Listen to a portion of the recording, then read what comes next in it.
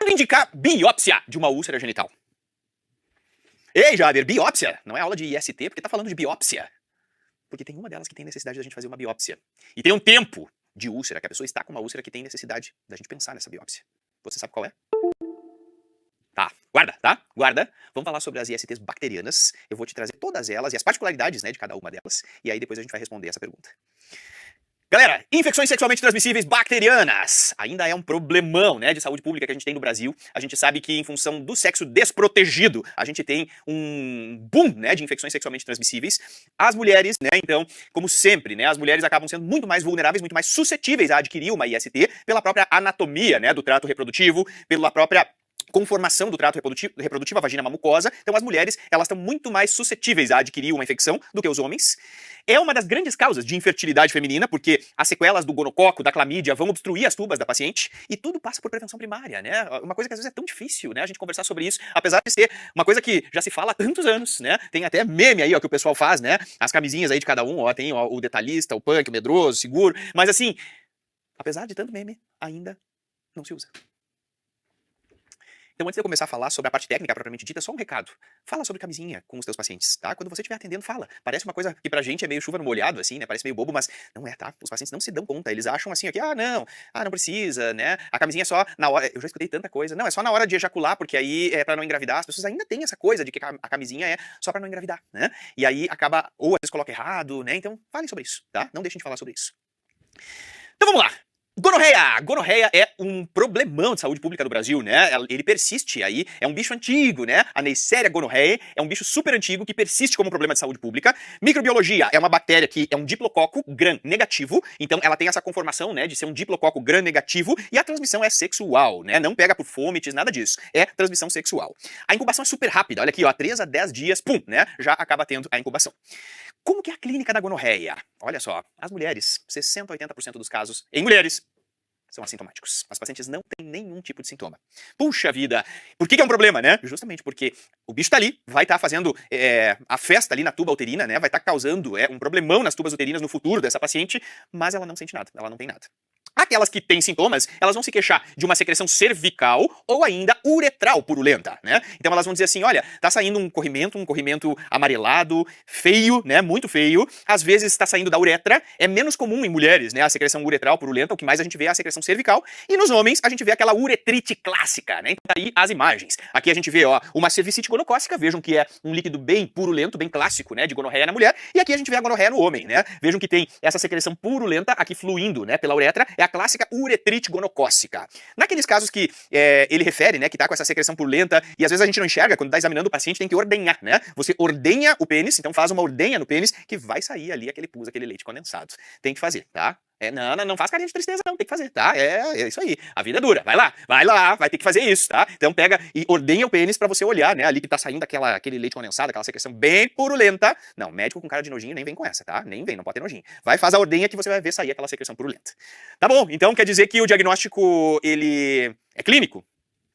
É clínico, tá? Dá pra fazer uma cultura? Eu quero mandar pra cultura. Tá, daí vai deixar o cara pingando ali, né, até esperar o resultado da cultura? Ou a mulher evoluir pra uma DIP, evoluir pra uma salpingite? Não, né? Tá, mas não tem coisa melhor? Tem coisa bem melhor hoje, né? Que é a biologia molecular. A cultura pode dar o resultado positivo? Pode. O melhor é biologia molecular, né? A gente vive a era da biologia molecular, o melhor é você fazer um PCR do canal cervical para gonococo, ou da uretra, né? A gente colhe, né, o material da uretra e manda para PCR, que é, na verdade, a reação de polimerase em cadeia, que o objetivo realmente é a gente pesquisar a presença do gonococo ali. Esse é o melhor exame, é o exame que tem a maior acurácia. Mas assim, ó, gente, não esqueçam disso, ponto super importante, tá? Quando estamos falando de infecções sexualmente transmissíveis, especialmente de gonorreia, o diagnóstico é clínico. Se o paciente ou a paciente tem sintoma, o diagnóstico é clínico. Não tem porquê você ficar fazendo testes laboratoriais que só demora, só atrasa, onera o sistema, né? E pode dar falso negativo. Se tem clínica, tratou. É o famoso ver e tratar. See and treat. Certo?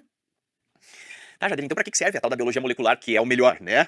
A gente tá na era da análise molecular. A biologia molecular, ela é boa pra rastrear paciente assintomático. Então, se a gente tiver pacientes assintomáticos, que a gente queira rastrear, digamos que assim, chega lá um paciente que tem seus 20 e poucos anos, diz que tem múltiplas relações sexuais desprotegidas, né? Ou às vezes o paciente diz assim, eu até tô usando PrEP, profilaxia pré-exposição, né? Porque uma das minhas parcerias tem HIV, sabidamente tem HIV. Bom, a gente sabe que é um paciente que tem, né, aí uma exposição ao risco maior, mas tá absolutamente assintomático. Você pede o PCR, você pede o teste de biologia molecular, né? Então a gente pede ali, ó, PCR do canal uretral para gonococo, né? Se for uma mulher, PCR do canal endocervical para gonococo. Serve para paciente assintomático. Paciente sintomático deu, né? Olhou, tratou.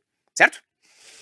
Tá bom, como é que trata? O tratamento, gente, de gonorreia, todo médico tem que saber, tá? É ceftriaxona e azitromicina, ponto final. Então você prescreve, ó, ceftriaxona, 500mg intramuscular, dose única, e associa a azitromicina, 1 grama via oral, dose única. Por que tem que ter os dois, ceftriaxona e azitromicina? O principal deles é a ceftriaxona, é o principal. Só que a gente sabe que já existem algumas cepas de gonococo aqui no Brasil resistentes à ceftriaxona. Na verdade, acaba tendo um grau, né, de resistência a ela, por isso que se indica associar a azitromicina, certo? Então ceftriaxona, 500mg intramuscular, dose única, mais a azitromicina, 1 grama via oral, dose única.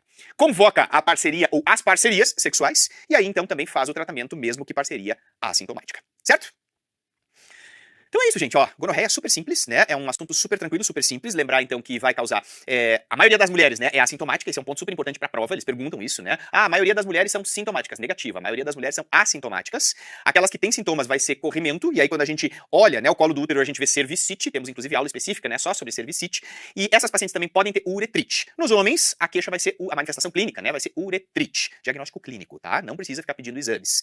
O que a gente faz? Trata com ceftriaxona mais azitromicina, 500mg de ceftriaxona, 1 grama de azitromicina via oral, dose única, tudo resolvido. Certo?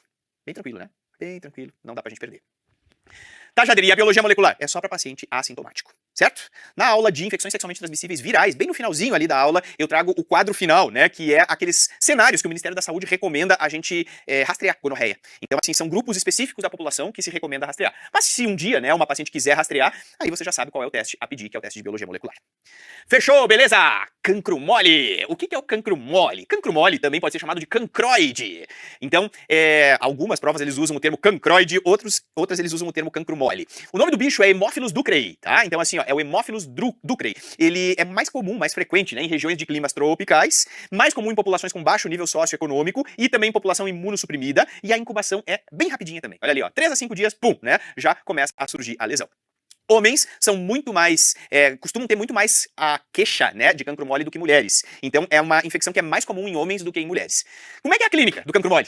Gente, a clínica do cancro mole é úlcera. Úlcera com base mole, o nome já diz, né? Amolecida. É uma úlcera com base amolecida e o fundo purulento. Tá. Então quer dizer que a base é mole, né? O nome já diz, porque é cancro mole, e o fundo é sujo. É sujo, tem pus assim no fundo. A gente olha, tem aquela secreção purulenta preenchendo o fundo da úlcera. E o principal: dói. Cancro mole dói. É diferente de sífilis, não adianta. Sífilis, a úlcera, ela é uma úlcera que tem um fundo liso, né? O fundo é bem liso, por vezes brilhoso. As margens dessa úlcera são duras, né? Por isso que o nome já diz cancro duro, diferente do cancro mole, né? Que é uma úlcera amolecida. E o principal, o fundo da úlcera é um fundo limpo, quando é o cancro duro da sífilis, e quando é o cancro mole, do Haemophilus ducreyi, o fundo é purulento. A gente enxerga aquele amarelo, né? No fundo da úlcera, e a paciente vai referir dor, certo? Ela é dolorosa. Na sífilis, a úlcera não dói, não é dolorosa. Tá bom, Jader, e tem adenopatia? Tem, claro que tem. Tem adenopatia inguinal também, né? Às vezes não tem, mas geralmente as pacientes apresentam adenopatia inguinal. Mostra pra nós aí, mostra pra gente ver. Claro, olha aqui, ó. Ei, olha só, clássico, ó, típico, tá vendo? A úlcera tá aqui, ó, é uma úlcera que tem a base amolecida, e olha aqui o fundo da úlcera, tá enxergando? Pus, olha aqui, ó, pus clássico, isso aqui é cancro mole. É super comum a gente ver outras lesões começando a se formar também, né, porque geralmente o cancro mole não é uma única úlcera, o cancro duro da sífilis é geralmente uma única úlcera. Agora, quando é cancro mole, costuma formar vários, então forma a primeira, né, e depois da primeira costuma formar vários, então são múltiplas úlceras, ou única ou múltiplas, dependendo do estágio da doença. Mas é mais comum os pacientes chegarem pra nós quando já estão na fase de múltiplas úlceras. Tá, e qual é a característica, né? A característica é que assim, ó, essa úlcera, se você tentar colocar um cotonete ali, né, e tentar tirar essa secreção com o cotonete, sangra. Sangra com muita facilidade, é muito friável a base da úlcera. E tem mau cheiro também, quando a gente mexe nessa secreção, tem aquele odor, né, característico, fétido, né, o odor. Então tá aí, ó, ela é uma úlcera friável, sangrante, fétida, e geralmente a gente vê mais de uma, né, porque começa a crescer. Puxa vida, e como é que eu faço o diagnóstico disso? o diagnóstico é clínico, tá, gente? A gente vai lá e vai botar o olho e vai dizer, não, isso aqui com certeza é cancro mole, né? Porque o aspecto é muito característico, o aspecto de cancro mole. Então a gente vai fazer um diagnóstico clínico. Tá, mas e se eu quiser fazer uma bacterioscopia, né? Se eu quiser fazer uma análise ali daquela secreção por método de Gram, que é a bacterioscopia clássica. Não que seja uma coisa necessária, tá? Não precisa, o diagnóstico é clínico. Mas se quiser fazer bacterioscopia, o que tu vai enxergar é isso aqui, ó. É um monte de bactéria disposta em cardume de peixe, tá vendo? Parece um cardumezinho de peixe andando, né? Quando a gente olha no mar, assim, um cardume de longe, eles andam assim, né? Porque realmente tem esse aspecto de... O Haemophilus ducreyi tem esse aspecto, né? De ficar um monte, né, de bactéria andando tipo um cardume de peixe. Então, se aparecer na questão, né, na bacterioscopia se evidencia a disposição bacteriana em cardume de peixe, né? O pessoal adora esse tipo de coisa, né, em prova. Se aparecer cardume de peixe, você já sabe que é cancro mole, certo? Mas claro, né, se tem lesão, não tem porquê. O diagnóstico é clínico. Bateu o olho e diagnosticou. Beleza?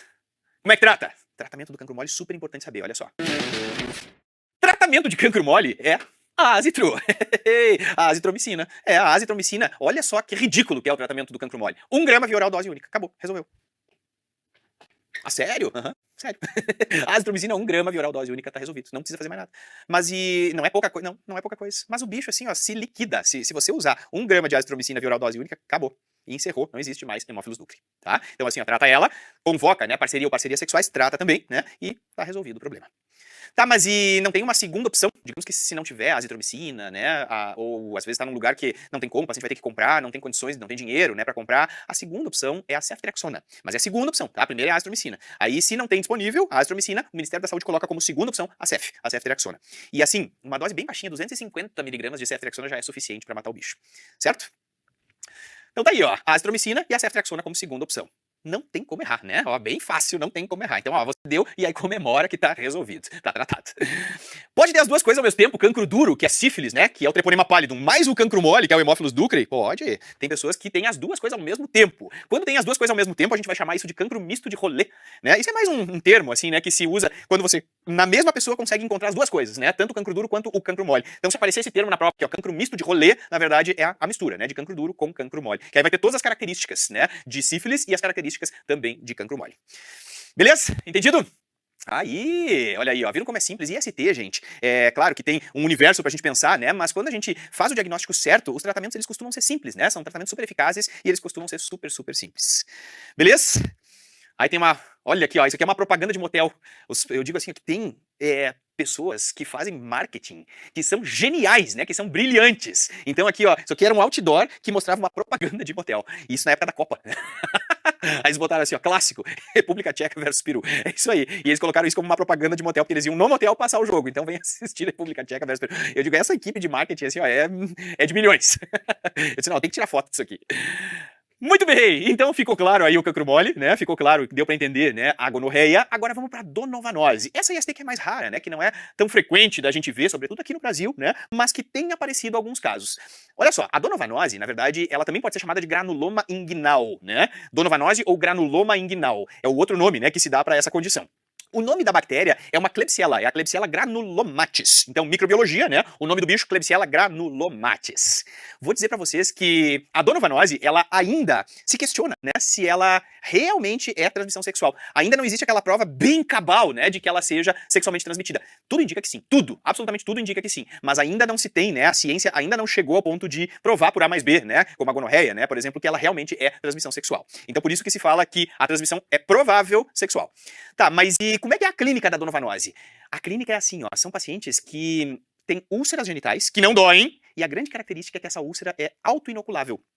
Então a paciente ela vai ter uma úlcera indolor, é uma úlcera feia, olha só, estão vendo? É uma úlcera genital feia, só que costuma ter na outra área, né, nessas áreas em espelho, uma outra úlcera, porque inocula, né? É bem clássico, assim, a gente vê essa imagem em espelho, ó, aqui tem uma, no outro lado tem outra. No homem também, né, tem aquela coisa que, ó, ele tem a lesão no pênis, aí o pênis encosta aqui, ó, na região pubiana e contamina também. Então é autoinoculável, né? Então aqui a gente vê classicamente a úlcera da donovanose, ela é autoinoculável e costuma, né, ter esse aspecto em espelho, né? Porque encosta uma parte na outra e autoinocula a úlcera. Não dói, tá? Não costuma provocar dor e geralmente são pacientes que têm já mais tempo, né, a lesão. São pacientes que já estão com donovanose há mais tempo, que às vezes paciente, foi lá e trataram como sífilis, não resolveu, né? Ou ainda trataram como cancro mole, né, e não teve, né, resposta, ou a úlcera diminuiu até um pouquinho, daqui a pouco começou a aumentar de novo. São quadros mais arrastados, né, os quadros de donovanose, porque é um dos diagnósticos mais difíceis de fazer. Na verdade, essa doença ela é mais comum, gente, na Ásia. Se a gente for pegar globalmente, né, o mundo, é uma doença que é mais comum na Ásia. Então, se vocês pegarem ali, por exemplo, aqueles países da Ásia ali, Índia, especialmente a Índia, né, tem uma maior ocorrência, né, de donovanose. E não é infrequente a gente ver na prática, aqui no Brasil, pessoas com donovanose que tiveram uma história de viagem recente para esses países. Então, isso aqui é questãozinha que, ó, se eles botarem isso no enunciado, paciente refere viagem recente para a Índia, não precisa nem ler o resto do enunciado da questão. Isso aí, eles estão querendo que você marque donovanose. Porque realmente é mais comum lá, né, aqui no Brasil não é uma doença, né, comum aqui do Brasil, e aí os pacientes acabam se contaminando, né, quando estão lá, e aí quando chegam aqui tem essa lesão. E é bem esse quadro arrastado, essa úlcera que não melhora, que já trataram como sífilis e não resolveu, né, então essa é a característica da donovanose. Autoinoculável, né, e você vai ver classicamente essas lesões em espelho. Tá, Jader, como é que eu faço o diagnóstico? O diagnóstico ele é clínico, né? São aqueles quadros arrastados, assim, que a gente olha, não, isso aqui tá com cara realmente de donovanose. O diagnóstico ele é clínico. Só que, olha só, quando a úlcera dura mais de 4 semanas, quando você tem uma úlcera já há mais de 4 semanas, e o paciente diz assim, não resolveu, né? Bom, aí nesse caso, a gente vai ter indicação de fazer uma biópsia dessa úlcera. Então quer dizer que assim, eu posso tratar, se tem 2 semanas, 3 semanas, eu posso tratar clinicamente, certo? Sem fazer nenhum exame complementar. Posso. Agora, se ele ou ela te disser, não, mas já tem isso aqui há mais de um mês, que dá 4 semanas, tem que biopsiar. Puxa, mas por que tem que biopsiar, né? A gente tem que biopsiar porque aí a gente vai ter o diagnóstico de certeza da donovanose, que sabe como é que é feito? Por anatomia patológica. Ele é um diagnóstico histopatológico. O patologista vai olhar, né, a biópsia dessa úlcera e vai dizer que tem os corpúsculos de Donovan, que são característicos aí da donovanose. Então a gente vai fazer uma biópsia dessa úlcera, vai mandar para anátomo patológico, né, para exame histológico, e aí a gente vai ter o diagnóstico definitivo. Não tem 4 semanas ainda de evolução, você pode tratar clinicamente sem biópsia. Agora, se já fechou 4 semanas ou mais, aí a gente precisa fazer a biópsia, certo? Até porque, além de confirmar o diagnóstico, quando dura muito tempo, assim, mais de 4 semanas, a gente tem que pensar também em outras possibilidades, né? A gente tem que pensar em câncer de vulva, né? Imagina se você está tratando como IST e é um câncer de vulva que ela tem, ou câncer de pênis, né? Então, assim, precisa biopsiar. Mais de 4 semanas é a indicação de fazer biópsia, certo? Tá, mas o que o patologista enxerga? Ele enxerga isso aqui, ó. Ele enxerga os corpúsculos de Donovan, esse aspecto, né? Que são os corpúsculos de Donovan, são característicos aí da donovanose. Certo? Entendido? Então cuidado com essa questãozinha de prova. Mais de 4, você marca para fazer biópsia. Como é que trata donovanose? Super importante lembrar esse tratamento. O tratamento, olha só que doideira, gente. Você não vai acreditar com o que é. Com ácido. Com azitromicina. Sério? Azitromicina. Tá, mas então quer dizer que tudo trata com ácitro? Pois é, a ácitro entra como adjuvante aí, a ceftriaxona na gonorreia, é o tratamento do cancro mole e é o tratamento também, né, aí da donovanose. Tá, mas uma dose só, a dose única? Não. Donovanose, na verdade, é azitromicina, só que não é a dose única. A gente vai fazer assim, ó, dá azitromicina 1 grama, em 7 dias ela vai tomar mais uma azitromicina 1 grama. Mais 7 dias, mais 1 grama de azitromicina. Tá, beleza. E aí eu deixo assim, acabou o tratamento. Olha só que interessante. A donovanose, ela tem uma resposta ao tratamento diferente de paciente para paciente. Tem pacientes que 3 semanas já é suficiente e acabou. Tem pacientes que você reavalia, porque tem que mandar ela voltar em 3 semanas, tá? Prescreve a azitro, 3 semanas tem que voltar. Se regrediu tudo, beleza, acabou o tratamento. Agora, se não regrediu, você segue dando azitromicina. Ela vai ter que usar mais 1 grama de azitromicina em 7 dias. Então, toda semana vai usando a azitromicina. Às vezes precisa prolongar mais, né? Às vezes a gente precisa prolongar aí, são 6 semanas de tratamento. Então, tem que ir acompanhando a paciente até regredir completamente as lesões de donovanose. Certo? Aí, pegou. Então tá, olha aí, ó. Viu como você entendeu, como você aprendeu? Tá bom, é isso aí. Show, toca aí. Então tá, é isso aí. Então, a azitromicina é o que vai resolver. Convoca a parceria, trata a parceria. Tá bom, Jader, e aquele linfogranuloma, né, que tanto se fala, né, no tal do linfogranuloma venéreo, né? O que é o linfogranuloma venéreo? O linfogranuloma, na verdade, ele é, sabe quem?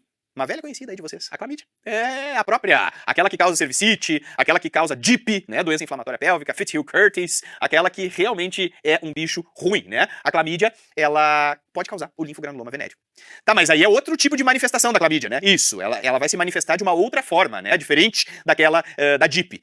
Tá, mas o que a clamídia é mesmo? Ela é bactéria, só que ela tem comportamento de vírus, né? Ela é um parasita intracelular obrigatório. E quando ela causa o linfogranuloma, ela infecta, na verdade, os vasos linfáticos. Olha só que doideira o que acontece. Geralmente, a clínica, a pessoa não tem nada, né? Tem no máximo uma úlcera ou uma pápula indolor que costuma passar, né? A pessoa diz, tem até uma bolinha aqui que apareceu, né? Mas é uma coisa tão imperceptível assim, né? Que passa batido. Só que aí depois vai infectar os linfáticos. E aí, quando infecta os linfáticos, costuma evoluir para linfadenomegalia na região inguinal. Tá. Então começa a fazer uma linfadenomegalia na região inguinal. Isso aí, na região inguinal. E essa linfadenomegalia, esse linfonodo, ele começa a ficar aumentado de tamanho, começa a crescer, crescer, crescer, e a grande característica, né, é que ele começa a supurar. E ele supura por múltiplos orifícios. A gente olha assim, ó, ele fica todo cheio de furinho, assim, né? Supura por múltiplos orifícios. Por isso que a gente chama isso de bico de regador, né? Ou chuveirinho mesmo, né? Já vi paciente chegar e dizer, não, tá cheio de furinho, parece um chuveirinho. É isso aí, parece um chuveirinho, né? Porque realmente ele costuma supurar em múltiplos orifícios. Tá, então quer dizer que a lesão genital geralmente passa despercebida e o que chama atenção realmente é essa linfadenopatia, né? Essa linfadenomegalia que é na região inguinal. Tá, beleza, entendi, mas é só essa pápula que passa despercebida, assim, né, que acontece? Não, às vezes a gente pode ter também, né, a clamídia ela pode dar proctite, né, então nas pessoas que praticam sexo anal receptivo, pode acabar tendo proctite, às vezes sai até secreção purulenta, né, pelo ânus, e junto, né, tem essa linfadenomegalia inguinal. A grande característica clínica que mais vai chamar a atenção da pessoa e que vai motivar a consulta é a linfadenomegalia inguinal, certo? Então, detalhe super importante sobre ela, que isso aqui, ó, é o que realmente eles perguntam na tua prova, olha só. A linfadenopatia inguinal, então, ela costuma supurar por múltiplos orifícios, tá? Então, ó, grava essa imagenzinha aqui, ó, tá ali, a paciente chega e diz, olha, tem essa bolota aqui que surgiu aqui na região inguinal, e aí a gente vai olhar, ó, parece um chuveirinho mesmo, né? Então, por isso que a gente chama de bico de regador, né? Eles usam esse termo nas questões. Ah, tem uma linfadenomegalia, ou eles colocam, assim, um aumento doloroso da região inguinal com supuração em múltiplos orifícios, lembrando o bico de regador. Bom, tá feito, né? Isso, com certeza, é linfogranuloma. Tá, mas então o diagnóstico, ele é clínico, né? Com certeza, o diagnóstico, ele é clínico, ó, com toda certeza o diagnóstico é clínico. Tá, mas e se eu quiser pedir um teste laboratorial, né? Não tô bem certo, às vezes na prática é diferente da teoria, né? Eu não tô bem certo, queria pedir um teste laboratorial.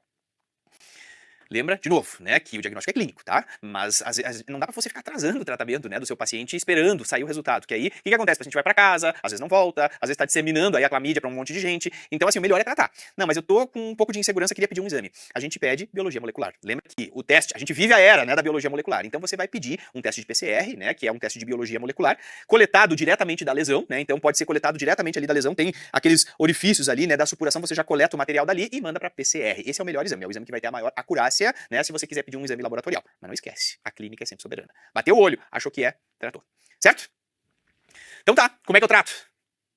Ah, não, agora não é ácido.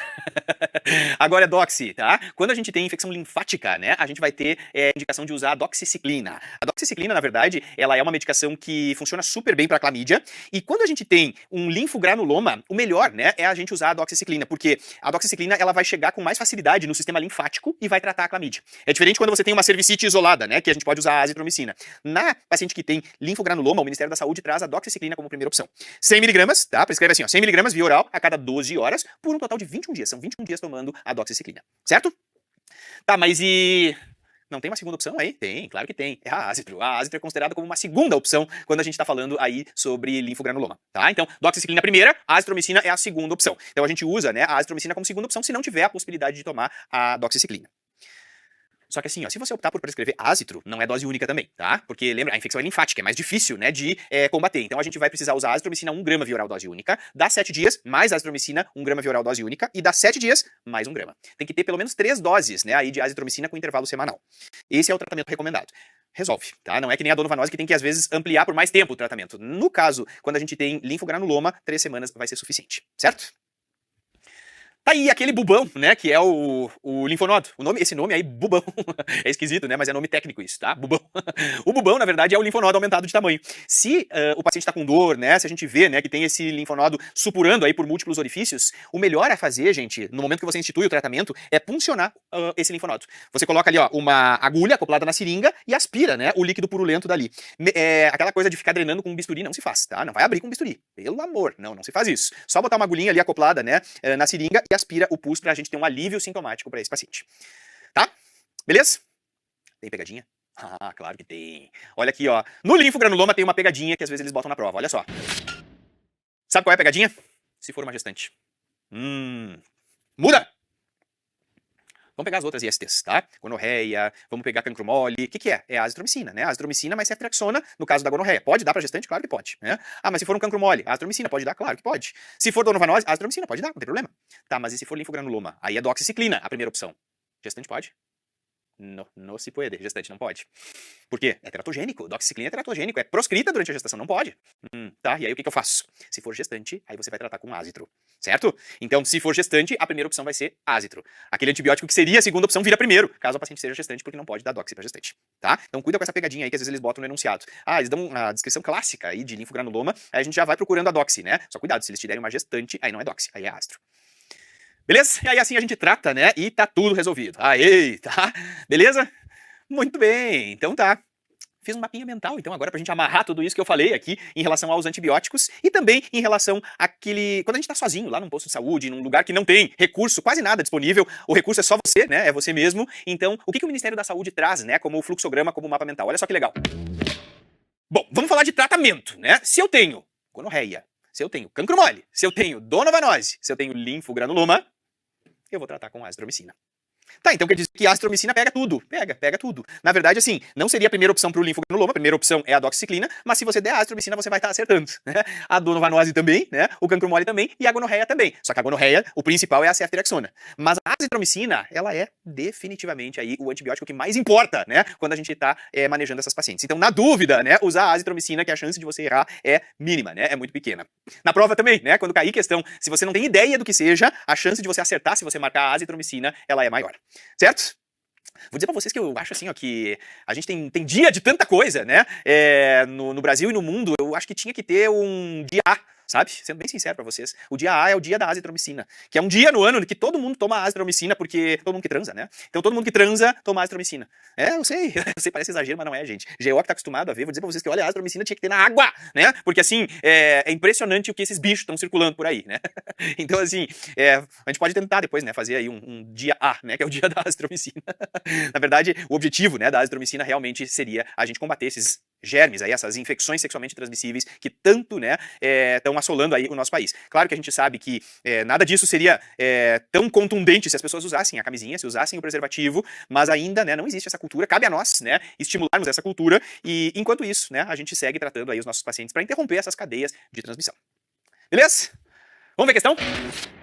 Olha só o que caiu no INEP, é um trem, né, o enunciado, né, em 2021, mas olha só. A gente lê a questão, parece uma questão super longa, é uma questão longa, mas a gente já consegue, lendo, né, identificar os conceitos matadores da questão. É um homem, ele tem 27 anos de idade, ele tem relação homoafetiva, com atividade sexual ativa e passiva, com múltiplos parceiros. Ocasionalmente, sem uso de preservativo. Ó, tá aí, né? Então, assim, ó, relação com vários parceiros, sem preservativo, procura unidade básica de saúde com quadro arrastado de dor, ano retal e tenesmo retal, associado a uma descarga anal, muco-sanguinolenta. Além disso, ele tem febre, ele tem calafrios, tem dor de cabeça, cefaleia, mal-estar, mialgias e uma íngua à direita. Íngua. Vamos ver. Segundo ele informa, o quadro se iniciou há cerca de 7 dias. Nega infecções sexualmente transmissíveis recentes, tendo a sua última relação sexual não protegida ocorrida há 4 semanas. Então foram 4 semanas atrás. Ele nega ter observado qualquer lesão ulcerada, genital ou anal no período. Suas vacinações estão em dia, mas ele nunca recebeu vacina contra o HPV. Ao exame físico, ele tá em regular estado geral, ó. Ele não tá bem, né? Tá febril, tem uma adenopatia inguinal. Olha aqui nessa linha, ó. Tem uma adenopatia inguinal supurativa, tá vendo aqui, ó? Unilateral à direita. Olha o que tá escrito. Dando saída à secreção purulenta por diversos tratos fistulosos locais. Tá, então tem, ó, uma linfadenopatia, que é a íngua que ele refere, né? Com vários orifícios fistulosos, ou seja, chuveirinho, bico de regador, né? Olha ali, eles dizem assim, ó, que os linfonodos eles são grandes, localizados acima e abaixo do ligamento inguinal de Poupart, sendo recobertos por pele inflamada, fina e fixa aos planos profundos. Vamos fazer a anoscopia, ó. Saída de secreção pio-sanguinolenta local, com mucosa bem permeada, sem úlceras locais, sendo o toque retal muito doloroso.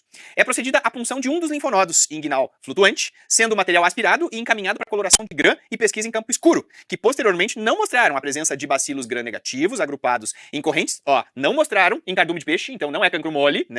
E nem treponema pálido, então não é sífilis, né? Nem precisava termos dito isso aqui, porque a gente já sabe o que é, né? Se é bico de regador, a gente já sabe o que é. Ele foi medicado com sintomáticos, retorna 2 semanas após para saber os resultados quando se queixa de ter surgido dificuldade para evacuar, exigindo muito esforço. Aí a gente fez o toque retal, ó, tem um estreitamento concêntrico a cerca de 5 centímetros da margem anal. Já tá fazendo tanta linfadenopatia, né, que fez ali um estreitamento concêntrico. E aí, gente, eles querem saber qual é a principal hipótese diagnóstica, né? É câncer de ânus? É linfogranuloma? É a doença de Crohn? Ou é sarcoma de Kaposi? É linfogranuloma, né? Bico de regador. Ali, ó, só com aquela informação ali de um linfonodo aumentado, com vários orifícios fistulosos, já matou. Nem precisava, né? Todo esse monte de enunciados. Você tem que aprender a ler a questão, essas questões densas, grandes, né? E o Revalida tem feito questões assim, né? Questões mais densas. Você tem que aprender a ler e só extrair aquele conceito matador ali. Tá ali, ó, o conceito matador é esse. Aqui, esse paciente tem, então, o bico de regador, aquele linfonodo em bico de regador, né? Que tem vários orifícios fistulosos, é o chuveirinho. Isso é linfogranuloma, né? Linfogranuloma, a gente vai tratar com doxiciclina. Mas eles não querem saber o tratamento, eles querem saber assim, ó, qual que é o exame que vai fazer o diagnóstico definitivo. Bobagem, né? Não precisa pedir exame, a gente já tem diagnóstico. Mas se for pedir, qual é o melhor? Bom, o melhor, definitivamente, ó, é o teste de amplificação de ácidos nucleicos, né? Que é a biologia molecular no material da lesão inguinal. Então, letra B é a resposta da questão. Então tá, então eu te pergunto assim, ó, quando é que se indica uma biópsia de uma úlcera genital? Quanto tempo de evolução? 4, isso aí. Então, se tem 4 semanas, né, de evolução, tem indicação da gente fazer a biópsia. O objetivo, né, claro, é fazer o diagnóstico de donovanose, e não esquece que a biópsia ela também serve para fazer o diagnóstico diferencial de outras condições. Às vezes a gente pode deixar passar um câncer de vulva, né, que também pode se manifestar por úlcera, ou um câncer de pênis, né? Então, os HPVs eles estão bombando também por aí, então lembra que o câncer de vulva e o câncer de pênis também precisam ser excluídos, né, quando a gente tem 4 semanas ou mais de úlcera genital. Então, lembrar que se for até 4 semanas, você bota o olho, vê o que você acha que é e trata. Agora, se tem 4 semanas ou mais, faz a biópsia antes. Fechado?